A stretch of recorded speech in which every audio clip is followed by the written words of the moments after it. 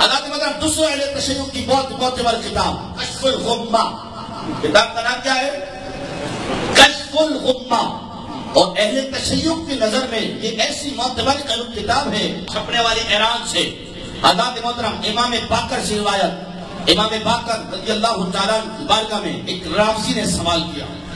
ایک راوزی آیا، اس نے سوال کیا، حضور علی جان یہ بتائیے کہ تلوار پر زیور لگا سکتے ہیں یا نہیں؟ امام باقر سے پوچھا تھا تلوار پر زیور لگا سکتے ہیں یا نہیں؟ امام باقر نے فرمایا اس میں کوئی مذائقہ نہیں، اس میں کوئی منع نہیں. کیوں؟ فرمایا کیونکہ ابو بکر صدیق رضی اللہ تعالیٰ بھی اپنی تلوار پر زیور لگاتے تھے. اور راوزی کہنے لگا کہ آپ ابو بکر کو صدیق کہتے ہیں؟ راوزی تھا نا، کہنے لگا آپ ابو بکر کو صدیق کہتے ہیں؟ امام باقر کے چہرے پر جلال آ گیا. آپ نے اپنا رخ قبلے کی طرف کرا اور فرمایا ہاں وہ صدیق ہیں، ہاں وہ صدیق ہیں، ہاں وہ صدیق ہیں. اور جو انہیں صدیق نہ مانے رب کعبہ اس شخص کی بات کو دنیا اور آخرت میں سچا نہیں کرتا.